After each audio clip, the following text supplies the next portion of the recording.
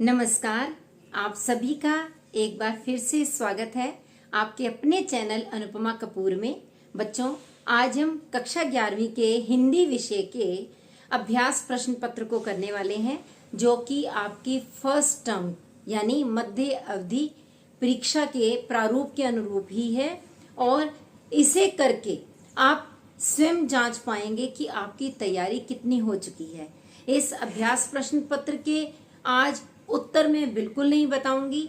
आप स्वयं इस वीडियो में प्रश्न पत्र को देखिए, आवश्यकता पड़ने पर उसे पॉज करके सोचिए और खुद जानिए कि आपको इसके उत्तर कहाँ तक आते हैं। परंतु यदि आपको आवश्यकता अनुभव हो कि आप इनके उत्तर भी चाहते हैं तो मुझे स्वयं कमेंट बॉक्स में लिख करके बताइए, ताकि अगले वीडियो में हम इसके उत्तर पर भी चर्चा करेंगे। तो आइए शुरू करते हैं अभ्यास प्रश्न पत्र यानी सैंपल पेपर। अभ्यास प्रश्न पत्र में सबसे पहले हम देखते हैं सामान्य निर्देश, जो कि प्रारंभ में ही दिए गए हैं। इस प्रश्न पत्र में दो खंड होंगे, खंड अ और खंड ब। खंड अ में वस्तुपरक मतलब ऑब्जेक्टिव टाइप प्रश्न होंगे, जो कि मल्टीपल चॉइस की तरह से होंगे। मतलब हर एक प्रश्न के 4-4 विकल्प होंगे, जिनमें से आपको एक छांटना है। और खंड ब में वर्णनात्मक प्रश्न पूछे गए हैं। खंड अ में कुल 48 वस्तुपरक प्रश्न पूछे गए हैं, जिनमें से 40 प्रश्नों के उत्तर देने हैं।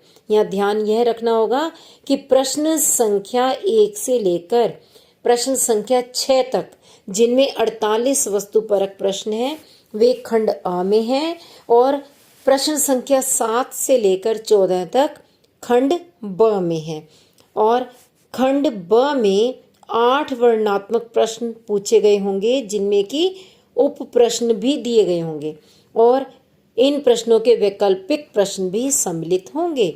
और जैसे जैसे निर्देश दिए गए हों, उसी के अनुसार ही प्रश्नों के उत्तर हमें देने हैं। तो देखते हैं सबसे पहले खंड अ वस्तुपरक प्रश्न वाला। यह है पहला प्रश्न अपठित गद्यांश का होगा, जो कि 10 अंक का है। एक एक अंक वाले 10 बहुविकल्पीय प्रश्न इसके बाद पूछे जाने हैं। और इसके बाद आएगा दूसरे स्थान पर प्रश्न संख्या 2 अपठित पद्यांश वाली। यहाँ आपको अपठित पद्यांश एक की बजाय 2 दिए जाएंगे, दोनों में से कोई एक करना होगा। लेकिन हर अपठित पद्यांश के बाद आपको बहुविकल्पी 8 प्रश्न मिलेंगे। इसलिए यहाँ पर एक एक अंक वाले 8 प्रश्न होने के कारण ये 8 अंक का है।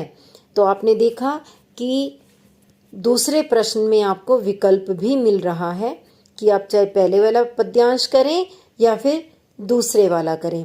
इसके बाद आगे बढ़ते हैं प्रश्न संख्या 3 की ओर, जो कि अभिव्यक्ति और माध्यम में से होगा। और इसमें एक एक अंक वाले 5 प्रश्न पूछे जाने हैं।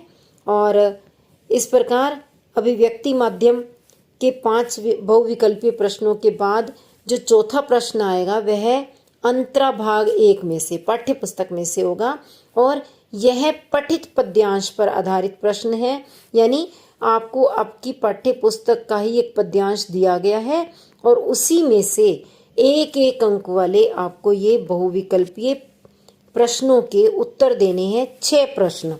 और इसी प्रकार से आपकी पाठ्य पुस्तक में से ही एक पठित गद्यांश है प्रश्न संख्या 5 में, और इसमें भी एक एक अंक वाले 6 बहुविकल्पीय प्रश्नों के उत्तर आपको देने हैं। और जो छठा प्रश्न है वह अंतराल भाग 1 में से है। इसमें से एक एक अंक वाले कुल 5 बहुविकल्पीय प्रश्न आपको मिलने वाले हैं। तो इस प्रकार से ये खंड अ पूरा होता है। फिर खंड ब में वर्णनात्मक प्रश्न जो आएंगे, उसमें अभिव्यक्ति माध्यम का जो अंश रहेगा वह 17 अंकों का होगा, जिसके अंदर 3 प्रश्न शामिल हैं।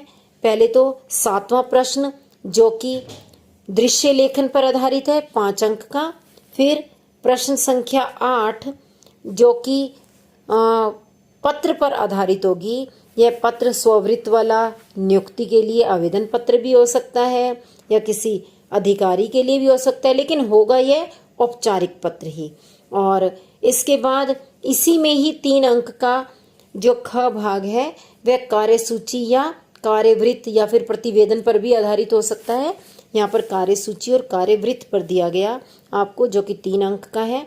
और 9वां प्रश्न यह भी अभिव्यक्ति और माध्यम का है, जो कि 1-1 अंक वाले 2-2 अंक वाले 3 प्रश्न हैं। इनमें से आपको केवल 2 प्रश्नों के उत्तर देने हैं।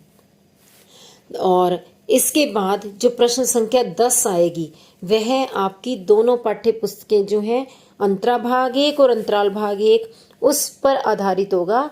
इसमें से कुल 23 अंकों का प्रश्न पत्र आपको मिलेगा।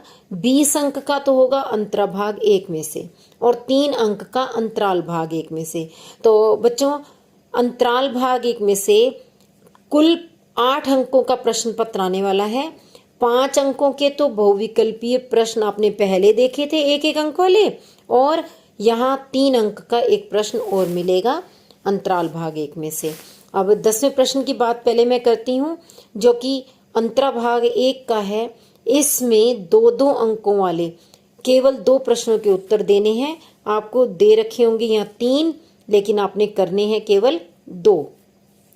और प्रश्न संख्या 11 जो है वह सप्रसंग व्याख्या पर आधारित है।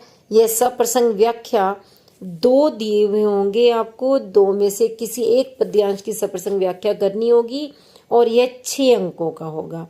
इसके बाद आगे प्रश्न संख्या 12 देखिए। यह अंतरा के प्रश्नों पर ही आधारित है और 2-2 अंकों वाले प्रश्न हैं। 3 दिए गए हैं, 3 में से कोई 2 आपको करने होंगे, यानी 4 अंकों का यह अंश रहा।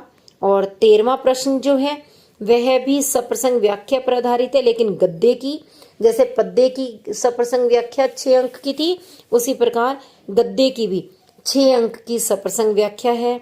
और 14वां प्रश्न यह अंतराल में से आया, जिसमें आपको केवल एक ही पाठ करना है और उसमें से आपने 5 अंक के पहले देख लिए और 3 अंक का यह प्रश्न, यानी 2 प्रश्न दिए जाएंगे, 2 में से आपको कोई एक ही करना होगा और वह 3 अंकों का होगा।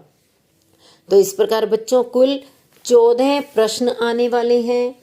आप समझ गए होंगे कि 1 से लेकर 6 तक खंड आ में होंगे और वो सारे ऑब्जेक्टिव टाइप होंगे। प्रश्न संख्या 7 से लेकर 14 तक खंड ब में होंगे, वे वर्णनात्मक होंगे।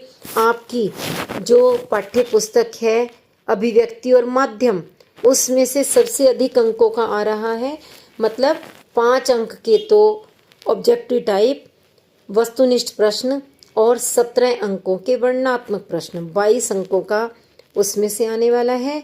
और बाकी अंतरा भाग 1 में से है और अभिव्यक्ति और माध्यम के अलावा आपने अंतराल का भी देख ही लिया कि कुल कितने अंकों का आ रहा है, 8 अंकों का, 5 और 3।